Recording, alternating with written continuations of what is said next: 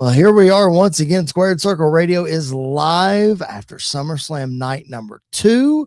I am your phenomenal host, Mr. Podcasting Chris Belcher. The young buck, Andy York, is with me.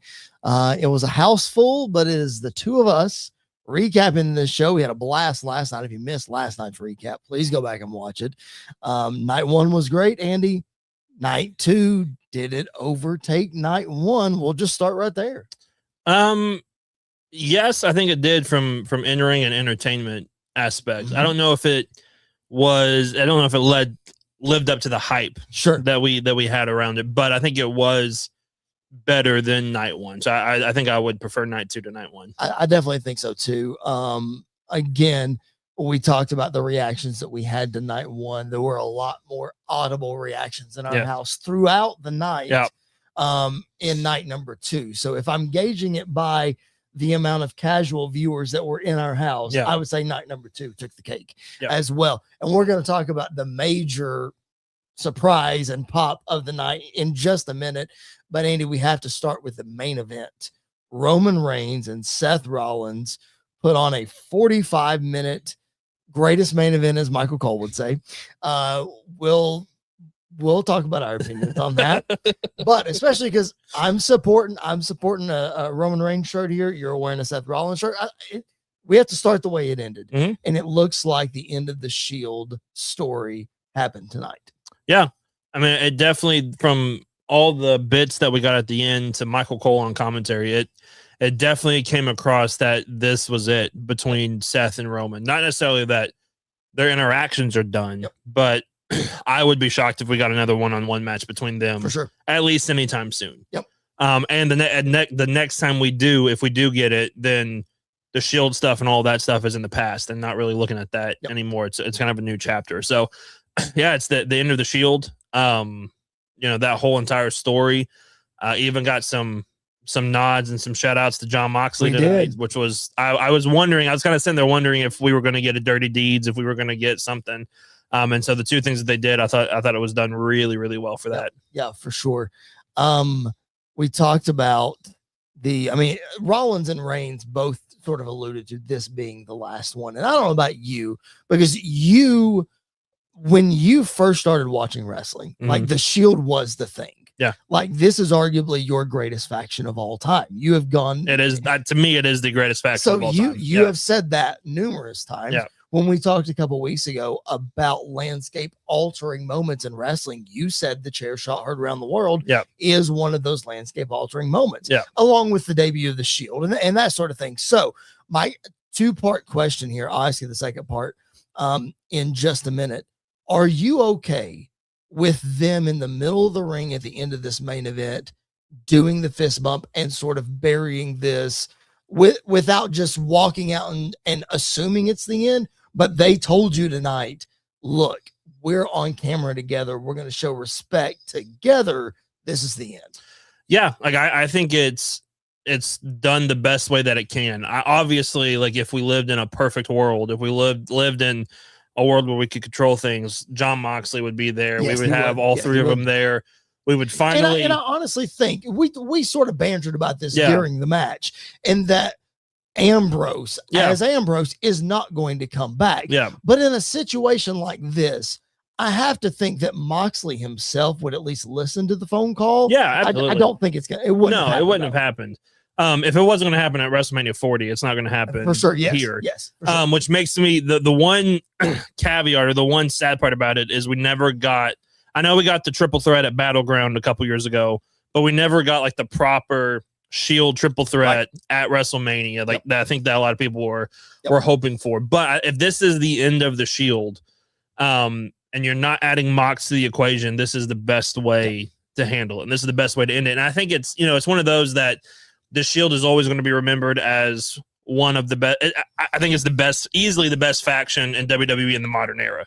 Like since, you look at your D-Generation X's and your even technically NWO is WCW, but when they came to WWE and, some of these other, the Hart Foundation and some of these other factions that you've seen, the modern day is the New Day is the Shield. Like those are the top two of the modern era, in my opinion. And I think to your point of that, and this is not a faction debate because we're not going to agree. Yeah. But I think to your point, it's up there in the conversation because no other faction in history, and if you're live in the chat with us and I'm speaking out of turn, please correct me. I don't think any other faction in history took 3 no names and made them superstars. Yeah. Because if you look at the NWO, Hall, Nash, Hogan, already established. Yeah. DX, Shawn, Triple H, already stars. Yeah. 4 Horsemen, Flair, Arn, Tully, Ole, Barry Windham, Lex Luger, while there was, yes, some young guys in there. Yeah. Stars. Yeah. Evolution. Yeah. Same way. Yeah. So 3 no names in the Shield. And now 3 of the biggest names in the entire industry. Exactly. Which leads me to my next question in my part 2 here. By the way, live with us in the chat, City Kitty with us. Thank you so much for being back with us. Great main event, she says, but the wrong winner. Listen, City Kitty, you're a loyal viewer of our show. You are religiously in the chat, and we appreciate that so much. But we told you this is going to happen when this match was announced who was going to win. My easiest prediction of the weekend was this one. I know that doesn't change your feelings, but it's just the right person won. I hate to say it. The second part of my question, and I had this question listed in my notes for tonight's show long before this weekend happened. I mean, I made this note probably Tuesday. Yeah. Is this Roman Reigns versus Seth Rollins the greatest rivalry of like the last 15 years? I mean, you can box John Cena and Randy Orton into that if you want to. Yeah. You can box John Cena and CM Punk into that. Yeah. But for what it meant for the Shield and the way that they have developed, is this the most important with the most depth as far as telling stories? Is this the best rivalry of the last 15 years or so? It's hard because there are a lot of really great moments between these two, but there's also some moments where, the Rumble 2022 of, that terrible finish and some of the other things that we've gotten. I think I'm not ready to say that it's the greatest or the most important, but it's absolutely in the discussion. Like, I think that's part of it. Cause you look back at, again, like Punk and Cena, I think is a really, really big one. Cena Orton is another one that didn't have great moments, but just if you needed a big time match and it felt like a big time match, you would put those two together. Roman Cody, I think is right up there as well for telling the story and the bloodline saga and everything else that happened with that. So I definitely think it's in the conversation. I'm not ready to say it's the greatest or the most important. But it's definitely in that conversation. And the reason that I bring that up is I know I talk about Sam Roberts on the show a whole lot. Sorry, you all. I'm a big fan. I told him so. But anyway, on his SiriusXM show this week, he has an intern who is not a wrestling fan at all. Her name's Danielle, and he brought her on for a segment. He's done this a couple of times, but this one, he literally, in about 35 to 40 minutes, laid out the whole Roman Seth story to someone who's never seen it. Yeah. And just the way that it was laid out and the way the layers of the story, especially explaining it to someone who is not jaded by the wrestling business and something like that. So I think that's why that question comes up, is because when yes, us wrestling fans that are jaded had a problem with Royal Rumble 2022. Yes, we have a problem every time the Shield chair gets brought up, blah, blah. But if you listen to the way that he told that story and the way that Danielle reacted, even when he briefly mentioned that they were on decent terms for a little while, she's like, but the chair shot. Yeah. But that was his brother. Yeah. The chair shot. It's like, so to me, the way they're able to grab. Now, you can argue. I'm going to go back and watch it before I make my final judgment on if they delivered tonight. If it went too long tonight, was slow tonight, I'm going to go back and watch it again. But these two guys, for me, it's hard not to say this is one of the most important rivalries of the last 15 years. And what's crazy is before the tribal chief gimmick, like I think easily the best rivalry coming out of the Shield was Ambrose and Rollins. Yes. Like that was the hottest angle coming out, even though he hit Roman with the chair first. Like the big feud coming out of that was not Seth Roman. It was Seth and Mox.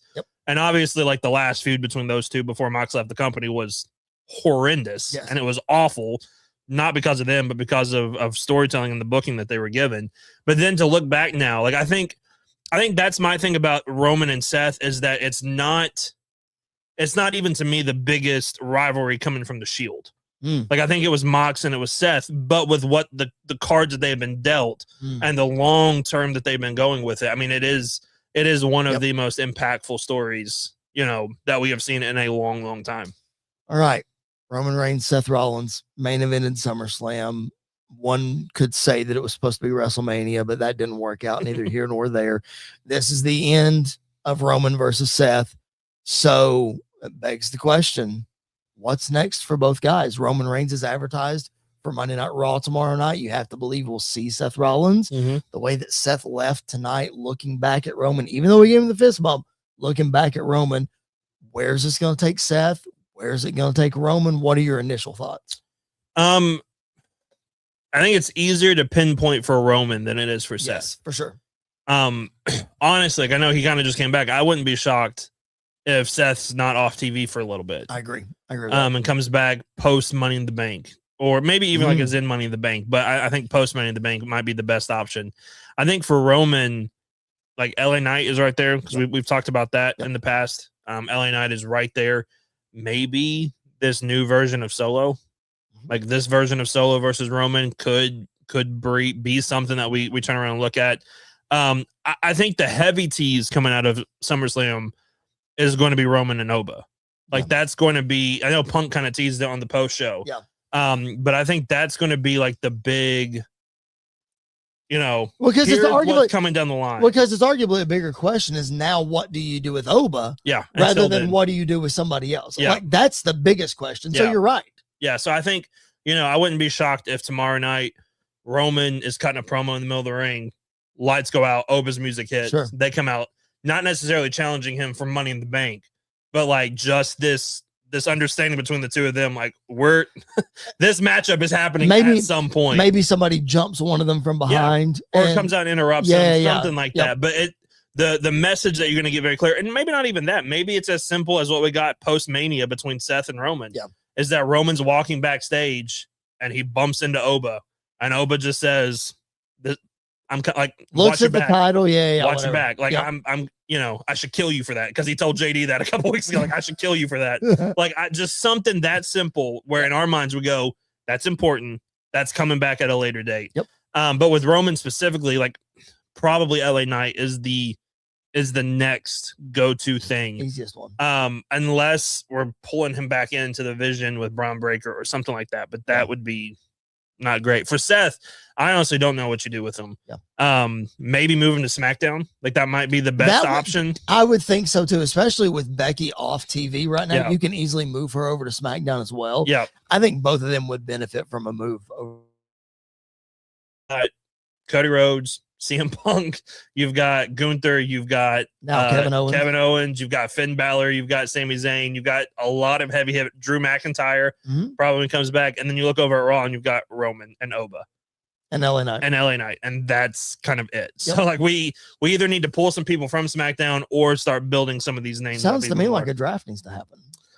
They've been saying that for a while, and nothing has ever really happened. I don't know. Welcome to Squared Circle Radio. If you guys are just now joining us, we are live immediately following. Not immediately. After SummerSlam night number 2, we appreciate you guys being here. The Young Buck, Andy York. My name is Chris Belcher. And listen, I want to take the time right now because our YouTube channel, the traffic on our channel this weekend has been absolutely bonkers. Andy and I are literally blown away with the over 10,000 views on our channels and the 28 new subscribers to our channel just in the last 48 hours. So if you are here because of that, thank you. We appreciate that so very much.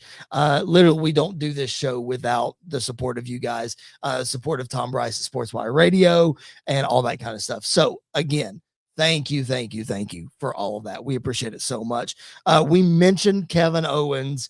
We got to talk about him. The shock of the night.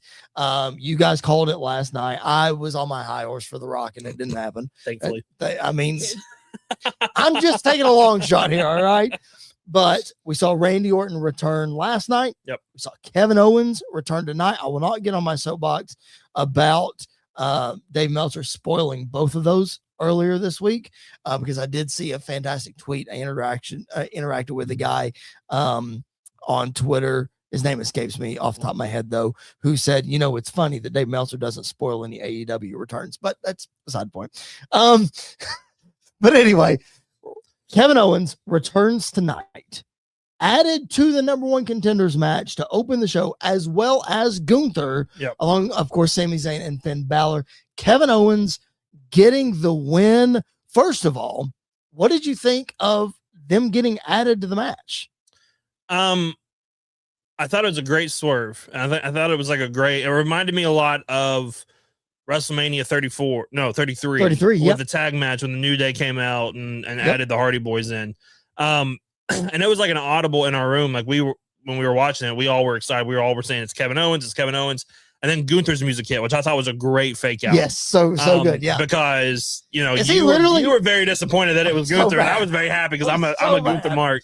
Well, I was just mad because it was Aldis that announced it. Yeah. And it looked like as he's making the announcement, he's got a smile on his face and he's chipper and he's happy. Then when Gunther comes out, then he's mad. Yeah. Like if that were me, I would have been mad the whole time. Yeah. But it is what it is. Yeah. And I think even going back to the post show last night, because we didn't even talk about this, of Aldis resigning. Attempting to resign. And then Triple H saying just call it down the middle, whatever. And so this was his attempt to call it down the middle of, I'll put you in the match. But I'm also going to bring in Kevin Owens. Yep. Easily the biggest pop of the weekend. Whole weekend. Yep. For sure. Easily, I think the best moment of the night is Kevin Owens coming out there, and you could just see the moment of the weekend. Yeah. You could just see how important it was for him to be out there. For sure. People were crying in the audience. Like it was just Sami Zayn sold it like $1 million. Sami Zayn sold it perfectly. Yeah, it was so good. And then it kind of sunk in, and we both kind of looked at each other and went, poor Finn. Poor Finn Balor. This was Finn. If this was Finn and Sami, this was Finn's to win. And then it was like all of a sudden, no, there's no way Finn is going to win this. But I'm glad. Listen, I love Kevin Owens. Yep. I'm one of the biggest Kevin Owens fans you'll probably ever find. Yep. I'm so glad he's back. The idea of him and Punk is going to be awesome. The promos, the stories that they'll be able to tell, and then the bell will ring, and it'll be just as good. Like I think it'll be absolutely phenomenal between these two. So I'm so excited for it. A year and a half. Kevin Owens has been gone with a career-threatening neck injury. He said he didn't know if he'd ever be able to come back again. He even said it on the Cody Rhodes podcast that he did after WrestleMania 40. Was that 41? Yes. Yeah. After WrestleMania 41. He said he didn't know. Yeah. He did not know. And now he's back. Yeah. So, I mean, that just, you talk about people crying. I mean, to show it. I think this was the best match of the night. I know we're going to talk about Penta and Gable here in a minute. I'm going to say this was my favorite match of the night.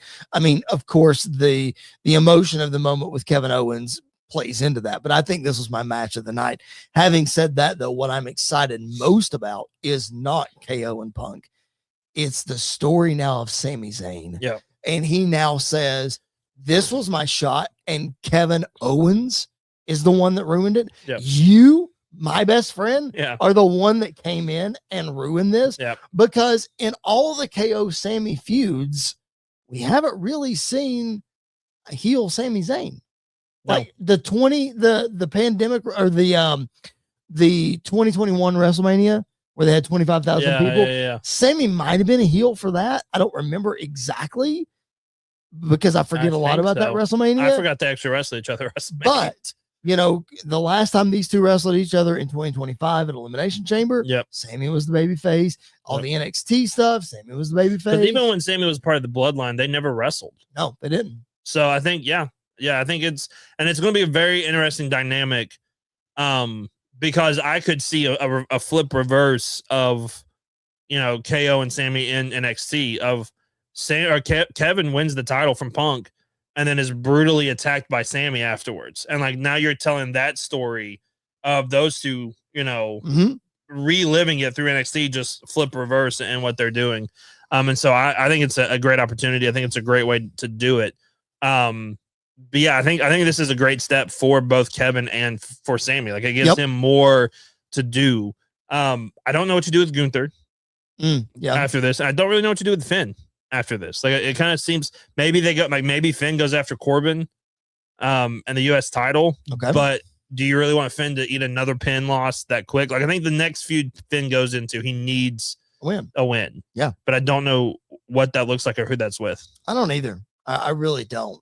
I mean, you can't really run it with Sammy because it's got to be Sammy and Kevin. Yeah. You can't run it with Gunther necessarily because Gunther needs to continue momentum, and Finn has no momentum at this point. Yeah. I think it would be good for Finn to face Drew McIntyre whenever he comes back. Yeah. That could be good because they can trade wins. That's not going to hurt Finn as much. Yeah. If they go like 3 and they, somebody wins 2 of them, whatever it is. Right. I think you could do that. I don't know what that feud's built on. Right. I would have to I'd have to, see. But regardless, I think you got to do something good with Finn Balor. I didn't think he was going to win this match to begin with, but especially like we said, when those 2 guys were added, it's like he gets the short end of the stick again. Yeah. But we'll have to see. Okay.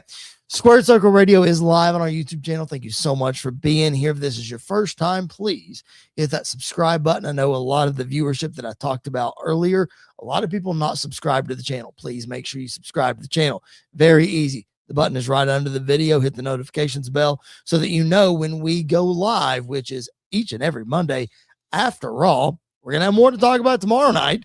So we'll see what happens there. And then, of course, after Big Pillies and that sort of thing, the Young Buck Andy York is here. My name is Chris Belcher. You mentioned Baron Corbin. Let's talk about the brand new United States champion. Not a whole lot to get to here. Match was a little, I won't say clunky because it wasn't clunky. It just, I don't know. I don't feel like they had great chemistry. I'm not a professional wrestler by any means, but you and I said it. Like the next best thing for Trick Williams to do is to now chase something. How Carmelo Hayes gets added to this, I don't know. Yeah. But regardless, I think it was absolutely the right move. I know Dr. Durst messaged me during the show and was not happy with the decision to put the U.S. title on Baron Corbin. I think it's 100% the right decision. I think I don't know if I'd say 100% the right decision, but I think it's fine. Like, I don't think it's the worst thing in the world to put the U.S. title on him, to free up Trick to now let him go, chase a world title. Obviously, right now on SmackDown, the world title scene is very full. So I don't know if he goes there right now. Maybe he switches to Raw. Mm-hmm. Goes after Roman. Like Trick and Roman would be very interesting combination to have. Put Oba and Trick on the same show and let them kind of fight for that top position behind Roman. Okay. Let's say that's where they go next with both of these guys. Yep.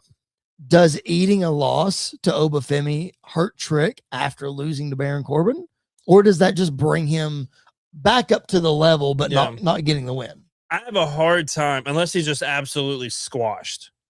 I don't think that'll happen. I have a hard time thinking anybody's going to look bad getting beat by Oba. After what Oba did last night. I think we're kind of at the point now with Oba, unless he just like what he did to JD a couple Monday nights ago and just absolutely wrecks you and just destroys you, then I don't think you're going to have a problem. Like, I think you can be fine in defeat.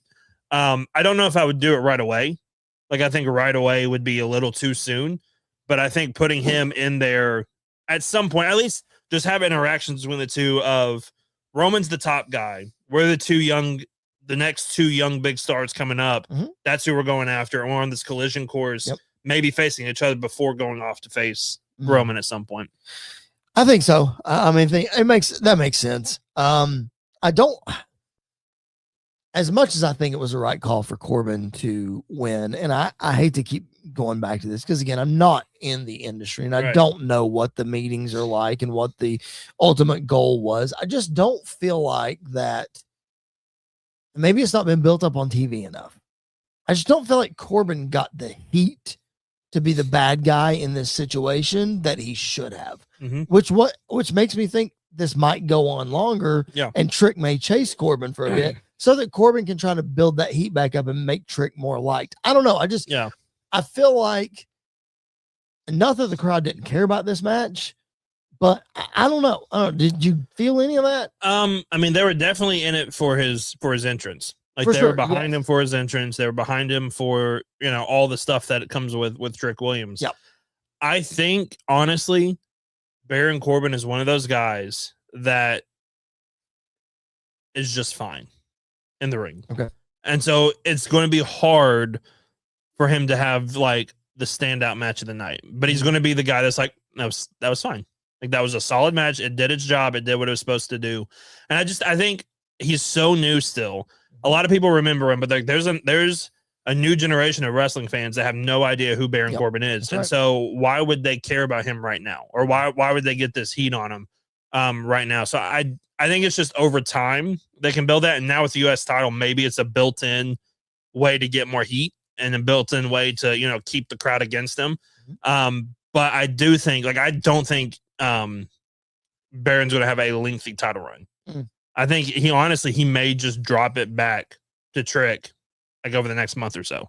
And then we can maybe tell that story. And then finally, for whatever reason, we've been holding off on doing Trick versus Carmelo for the US title one-on-one. I think that's especially like, because I have a hard time. They literally just gave him that legacy title, like that new fancy title that you love so much. And then they're not going to have him come back out with it anytime soon. So I could see them kind of flip-flop back and forth for a little bit before Trick either holds it afterwards even longer, or they solidify Baron as that next one. Okay, we'll have to see. I don't know. It's definitely one that is up in the air. Yeah. Let's talk about another one that is up in the air, literally, because it's an interim WWE Women's Championship. Chelsea Green gets her moment. She'll probably lose it on Friday, but daggum, she got her moment. Chelsea Green wins the interim Women's Championship. Again, another correct call by WWE, I think. Yeah, I think it's absolutely the right call. Give her her moment, give her her flowers. You know, throw it in the face of was it Michael P. Hayes that Unreal said she'll never be world champion? Well, she's getting her moment. And it was very easy. Like the crowd was fully behind her the entire way. And there was somebody from Minnesota in the match. Yeah. And Jay Cargill dressed up like Prince. Yeah. And everybody was behind Chelsea. Yes. So I think it just shows, you know, yeah, she's important. Like put the title on her. She doesn't have to have a real long reign. It's kind of like what we talked about last night. She can now forever claim she's a former WWE Women's Champion. I think that's all her character and her gimmick really needs. Yeah, for sure. And if it builds some heat, listen, you can build some heat with her and Tiffany Stratton until Rhea comes back. Maybe Tiffany beats her for the championship, and then Rhea can beat Charlotte or whatever. City Kitty in the chat. Chelsea Green won. We're all super happy that Chelsea won. Again, like you said, it's the moment. She can claim she's a champion. I can't wait to see her celebration and what happens in her celebration. I think it'll be great. And then you can even turn around and have her win Money in the Bank as well. And then, you know, have that hanging above their heads. So a fun match for sure. Some rough bumps in that match. There were some rough bumps. It was rough for sure. But Chelsea Green gets the win.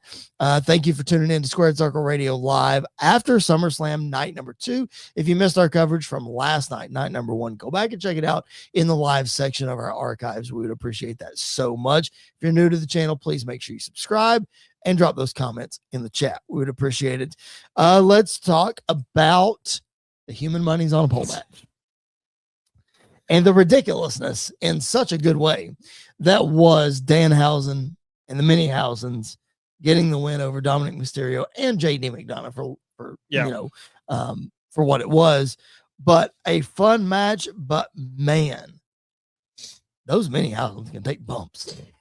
Yeah, JD's got some anger issues because he was the scoop power slam was rough, but the choke slam that he gave one of them was the worst, like the hardest choke slam I've ever seen somebody like give somebody else. It was tough to watch. Yes.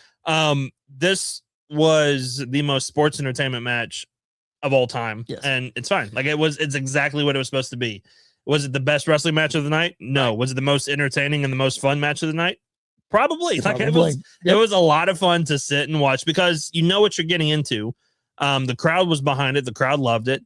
And, you know, you had the great moments of Joe Hendry coming out and hitting somebody with a guitar and, you know, the Dominic getting cursed again and the pyro in his face and falling back and Danhausen being undefeated and being better than Goldberg and like all this other stuff. Shout out, Levi. Yeah. I think it was great. I think it was exactly what it needed to be. Because you always need one of these matches on your card. I don't think you need one for each night. I think you need one on the card in total. And this was the perfect spot for it. And I think they absolutely nailed what they were going for. You know what this means, though? The feud between Danhausen and Judgment Day is probably not over. because they're cursed now. Is Liv uncursed them by winning last night, but now they're cursed again. Yeah. I hope it's done. It needs to be done. It should be done. It needs to be done. But if we're following on this curse, if we're following on this curse deal, then maybe not. Maybe not. All right. Let's talk about what I think is your match of the night.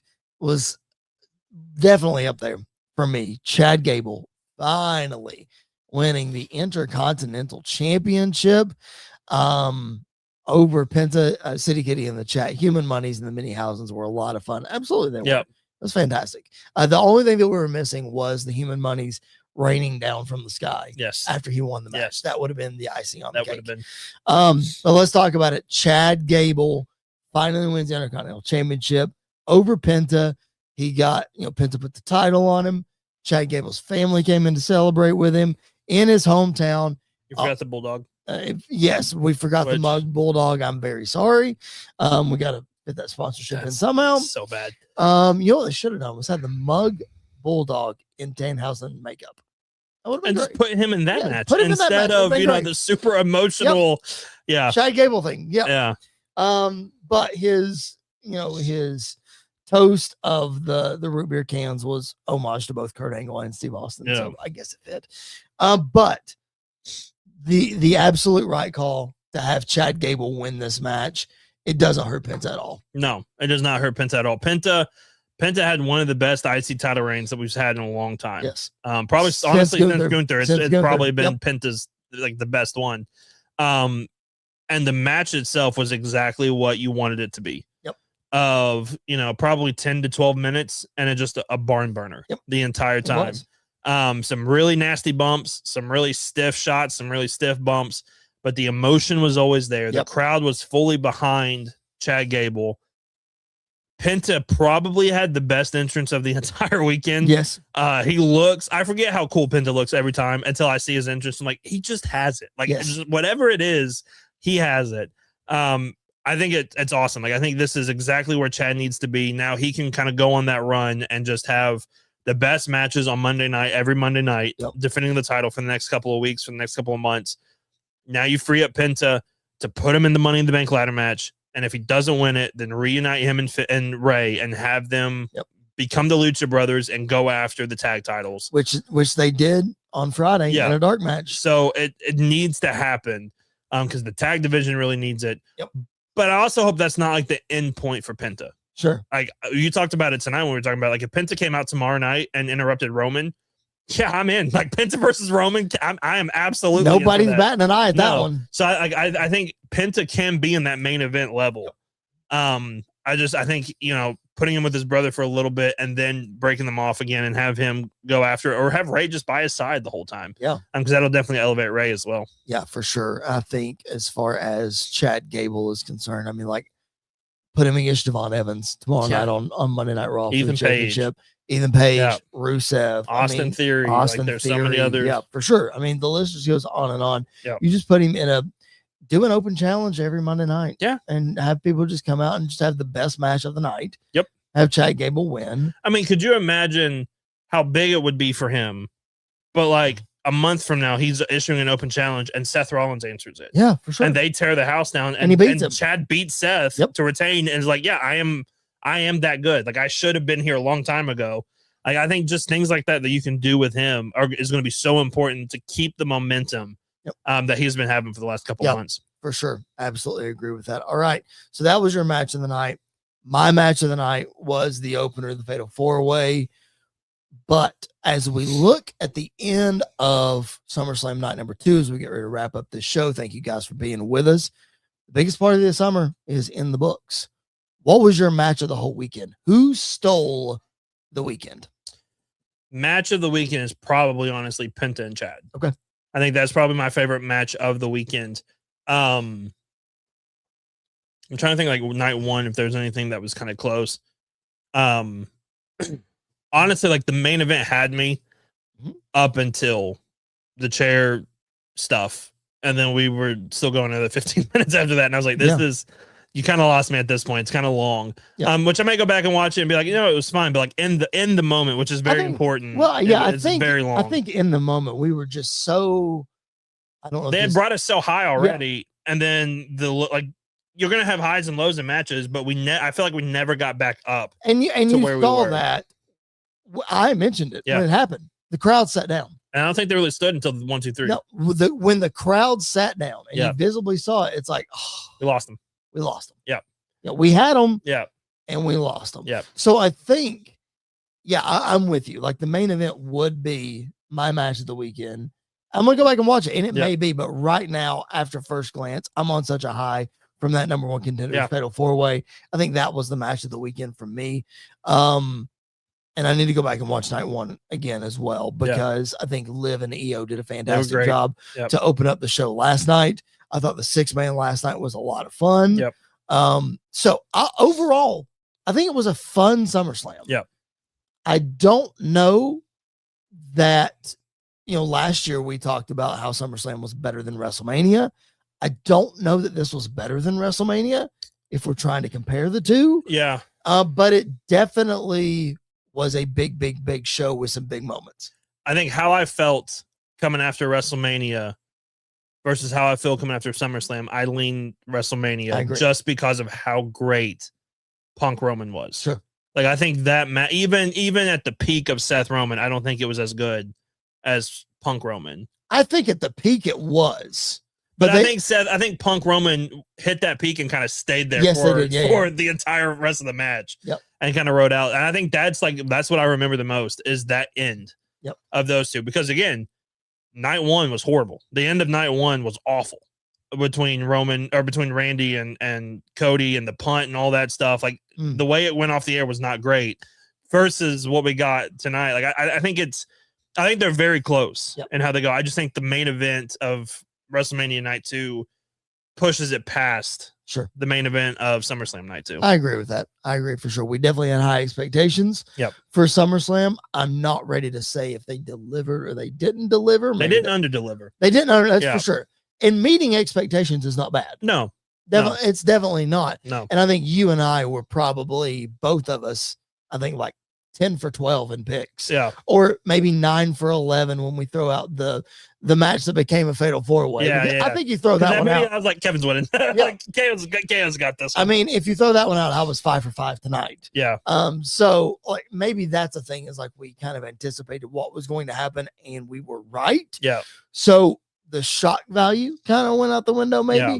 But I think, having said that though, Andy, not saying that we're right all the time by any means, but the right thing happened to further all of the stories at SummerSlam, which is sort of what you want, because you I don't think there was a head scratcher finish over the last 2 nights that would make you be like, gosh, why did they do that? I don't know what they're doing there. Yeah. Which with certain matches at WrestleMania, you had that, and that kind of thing. The only one would probably for me would be Liv and EO. Like, I think that's the only one that was a head scratcher, but I see why they did what they did. So it wasn't, it wasn't this and we didn't take, an unnecessary swerve for no reason. Sure. Swerves are great when they have a purpose and you have that purpose in mind and that end goal in mind. Yep. A swerve, just a swerve, as Vince Russo used to do, normally ends up horrible. Like, it does not end up where you want it to be. Yep, for sure.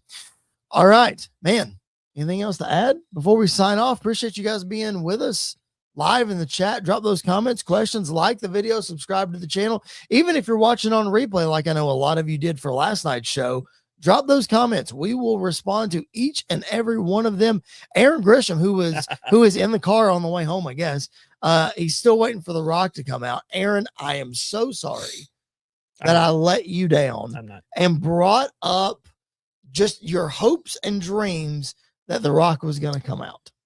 That's The Rock's new gimmick. Just not showing up? I'm going to be there. Oh, I'm teasing. I'm going to be there. I never said I was going to be there. What are we talking about? I never said I was going to be there. He never said he's going to be at SummerSlam. No. But you always, until Saudi Mania is over, it's in the back of your mind, unintentionally, that Rock could show up. He could show up tomorrow night on Raw. He could. Out of nowhere. He could. Where are they at for Raw tomorrow? Is it Minneapolis? I think they stay. If not, it's like in that area. Well, because they weren't in Minneapolis for SmackDown on Friday. No, but I think normally the Raw after they're staying in that city. I don't know. Let me look it up real fast. Monday Night Raw tomorrow night. Location, let's see. Des Moines, Iowa. Seth will be there. Seth will be there. Seth will be there. Rock will not. No, I don't think. He ain't going to Des Moines. Rock's going to Des Moines, Iowa. He ain't going to Des Moines. Sorry. If anybody from Des Moines, Iowa, is watching or listening to the show right now, I'm very, very sorry. You're gonna eat those words tomorrow night. That's gonna be hilarious. I am. He'll come out and say, "This is one of my favorite places in the country to be." I know. I am. That's true. All right, man. Anything else to add before we sign off? I love these big 4 pay-per-view weekends. They're always so much fun. Even if the shows aren't great, it's just fun to be around so much wrestling and to be involved with it. So, I love WrestleMania weekend. I love SummerSlam weekend. I love the Rumble, Survivor Series. It's fine. But I think it's a great time. And it's always a blast to come and hang out and watch professional wrestling and just get to talk about it afterwards. Yep, it definitely is. That's for sure. And we love hanging out with all of you guys, especially hanging out with Aaron Grisham, who brought some incredible smoked tuna dip. By the way, his comment in the chat is smoked tuna dip was better than the main event. I don't know about that. Andy says so. I don't know about that, but that smoked tuna dip was that tuna dip was wild. Let me just tell you, for sure. All right. Andy, let's do it again tomorrow night. Yeah, man. Monday Night Raw will be here on the YouTube channel to recap it for you. So tune in live. Still lots to talk about. We'll see how this Liv Morgan thing develops tomorrow night. We'll see what happens with Roman Reigns, with Penta off a loss, and this, that, and the other. There'll be a lot to talk about. We still have to cover WWE Unreal Season 3. Yeah. We do need to cover that. So we'll see. We'll fit that in. We'll see what happens. But we appreciate you guys being tuned in with us. Again, subscribe to the channel if you haven't already. That's the Young Buck Andy York. My name is Chris Belcher, and this has been another edition of Squared Circle Radio Live. We will catch you guys down the road.